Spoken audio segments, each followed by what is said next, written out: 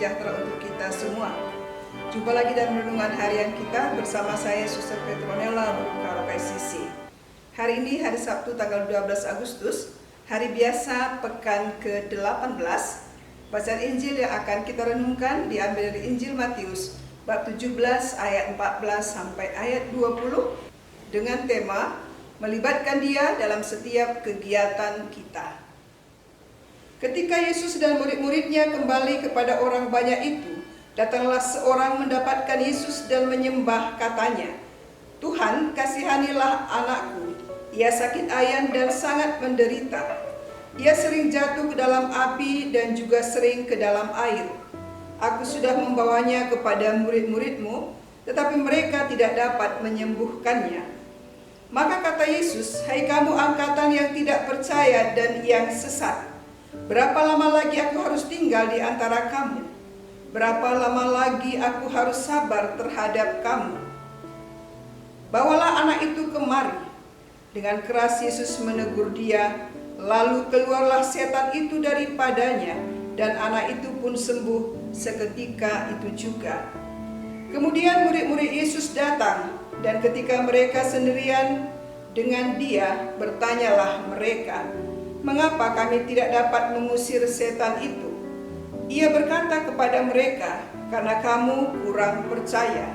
Sebab aku berkata kepadamu, sesungguhnya, sekiranya kamu mempunyai iman sebesar biji sesawi saja, kamu dapat berkata kepada gunung ini, 'Pindah dari tempat ini ke sana,' maka gunung ini akan pindah, dan takkan ada yang mustahil bagimu." Demikianlah sabda Tuhan. Saudara-saudari yang terkasih, saya ingat ketika saya masih suster muda 30 tahun yang lalu. Setiap hari Minggu saya bersama seorang suster pergi ke stasi-stasi untuk pelayanan. Ada pengalaman yang menarik dari pelayanan ini, yakni keyakinan dan kepercayaan umat yang datang berobat kepada suster saya. Sebenarnya kalau saya mengamati obat-obat yang diberikan suster itu hanyalah obat yang biasa-biasa saja. Tapi mereka yang datang berobat begitu yakin dan percaya bahwa obat yang diberikan suster itu mujarab, bisa menyembuhkan segala penyakit mereka. Di sini saya melihat kesembuhan itu terjadi bukan lebih pada obat yang diberikan, karena obat yang diberikan sama dengan obat yang ada di kedai yang bisa mereka beli, tapi pada keyakinan dan kepercayaan mereka kepada suster yang mengobati itu. Kata-kata suster itu yakni tidak ada apa-apa. Setelah makan obat, sakitnya pasti sembuh. Rasanya meyakinkan mereka bahwa mereka pasti sembuh. Sehingga walau belum makan obat, mereka sudah merasa sembuh. Saudara-saudari, dalam bacaan yang kita dengar diceritakan bahwa seseorang membawa anaknya yang sakit ayan kepada Yesus dan mohon supaya Yesus menyembuhkannya karena anak itu sungguh menderita. Dia sudah membawa anaknya kepada murid-murid Yesus, tapi mereka tidak dapat menyembuhkannya. Mengapa? Mengapa murid-murid Yesus tidak bisa menyembuhkan anak itu? Padahal mereka selalu bersama dengan Yesus, dan Yesus telah memberi kuasa kepada mereka. Apakah mereka kurang yakin akan kemampuan mereka? Atau mereka sendiri belum sungguh-sungguh percaya dan menyerahkan dirinya kepada Yesus? Kelihatannya Yesus agak kecewa kepada murid-muridnya. Maka Yesus mengatakan, "Hai kamu angkatan yang tidak percaya dan sesat, berapa lama lagi aku harus tinggal di antara kamu? Berapa lama lagi aku harus sabar terhadap kamu?"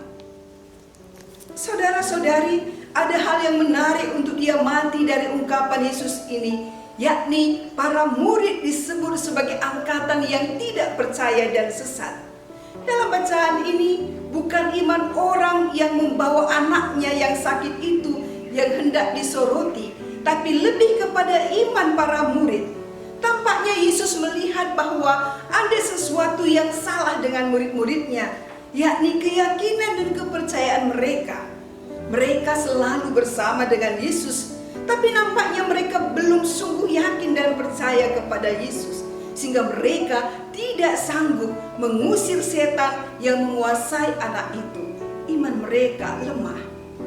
Mereka sudah menunjukkan imannya kepada Yesus, tapi dari waktu ke waktu tetap tampak bahwa mereka belum sungguh percaya kepada Yesus. Saudara-saudari, dari sini kita memahami bahwa keyakinan dan kepercayaan itu sangat penting.